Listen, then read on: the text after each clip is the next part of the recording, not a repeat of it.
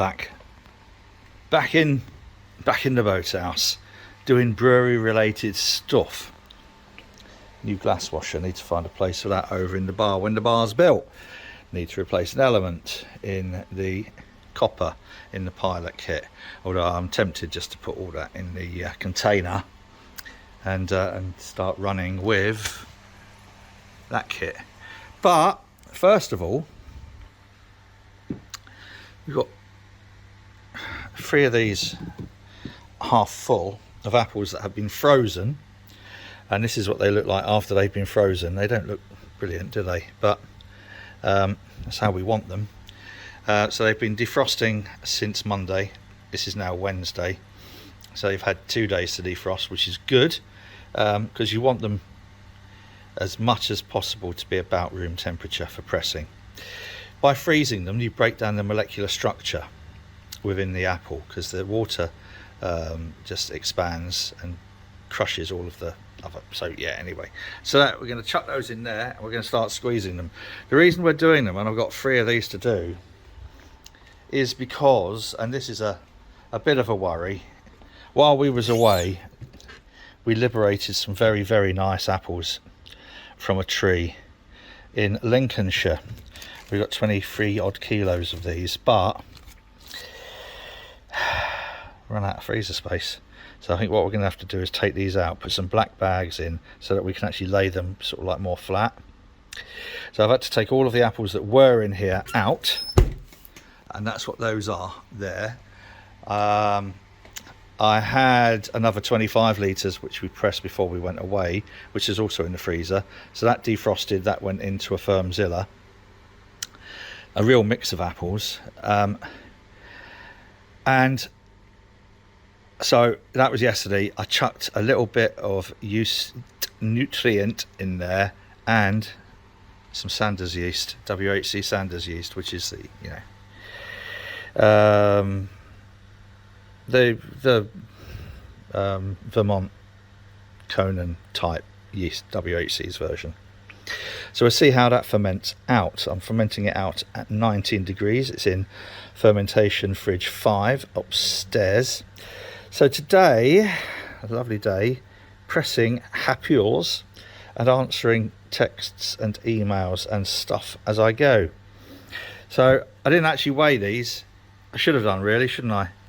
But, you know, so radical I am today. I'm not bothered. I just want the juice and I want them to go into fermenters. I think this here will easily be 2 fermenters worth. Easily, I'd have thought. I might end up using one of the larger fermenters or making more than 20 litres. So let's see where we go. Back soon.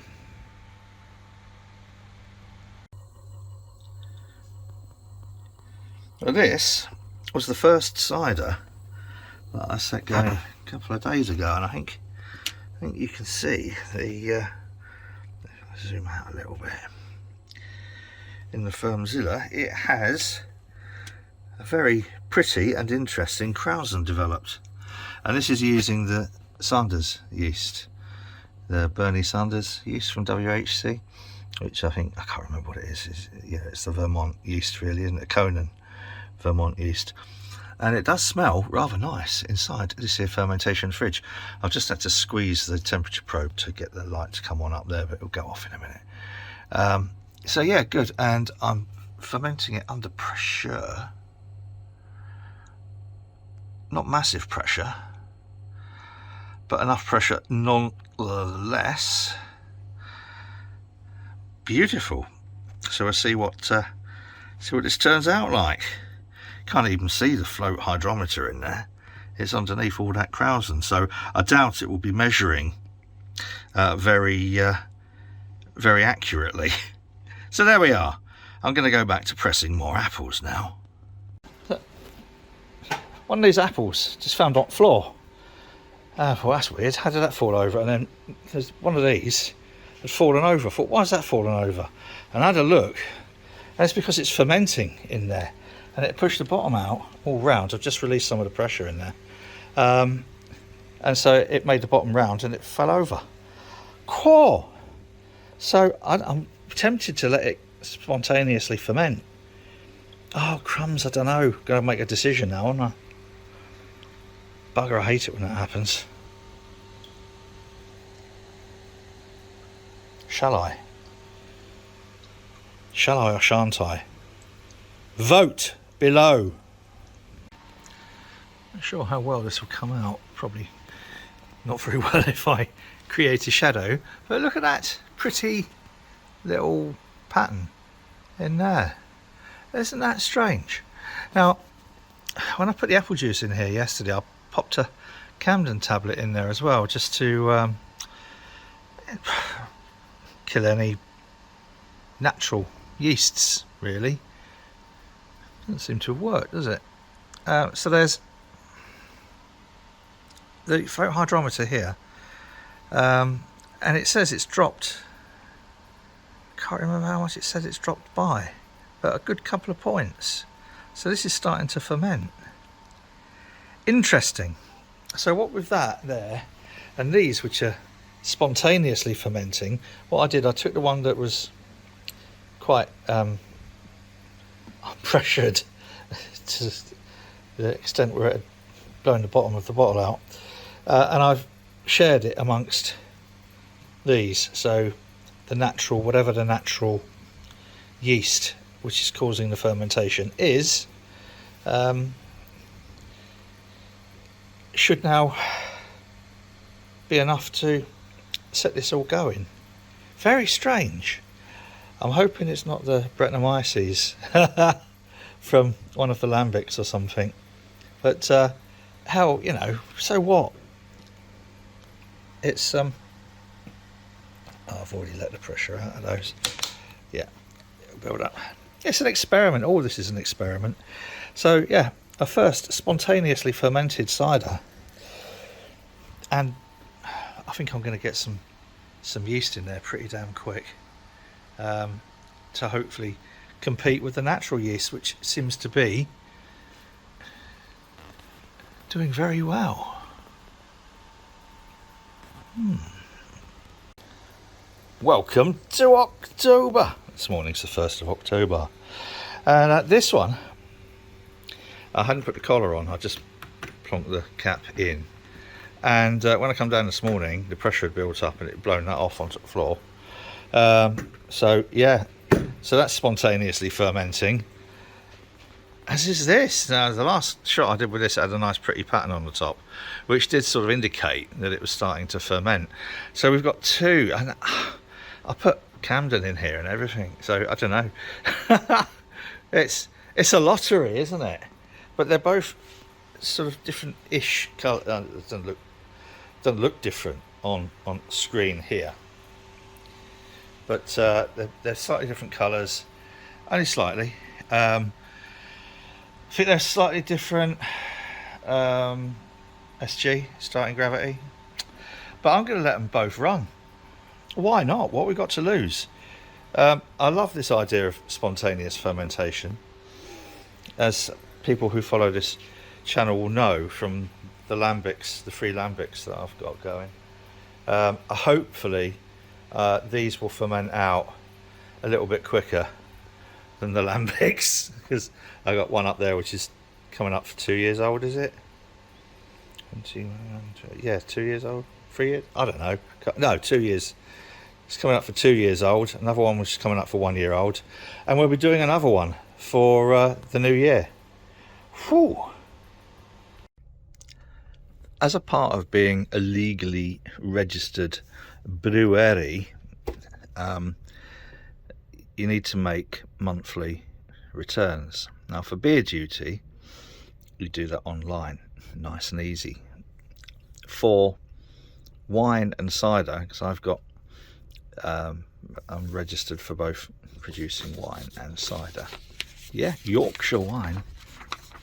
You have to do a paper return. Now, even though I can brew 70 hectolitres or 7,000 litres of cider a year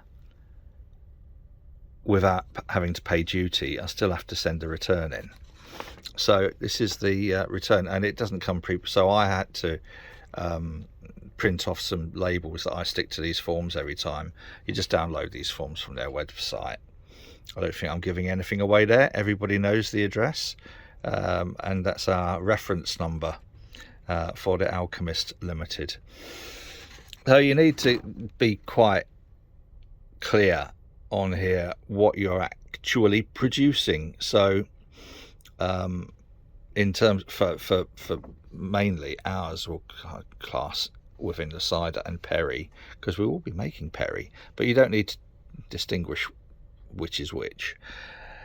Possibly we will be doing some wine again this year.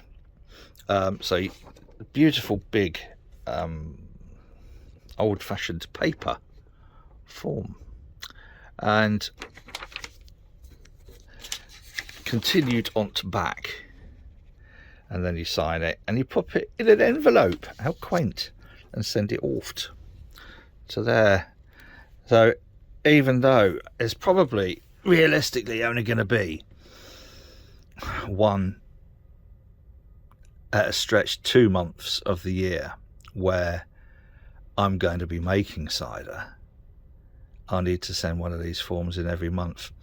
What I'm thinking of doing, and I will need to contact His Majesty's Revenue and Customs, it seems strange saying that, doesn't it? And just see whether it's going to, you know, muck them around too much by doing so. But what I'm thinking of doing is deregistering, and then only registering for the 2 months that I'm going to be making cider. It just seems like a waste of paper, a waste of post, and a waste of someone's time at the other end to process this. But for now, for the next couple of months, I think when we're going to be making cider, so the return will be for October and November. So I'll do one of these at the end of this month and one of these at the end of November. But this one is for September, and it'll all be 0000000000000 blah blah bugger all, right? Well, it's just a waste. Anyway, that's the duty return for cider and perry, and possibly wine if we do make some wine this year.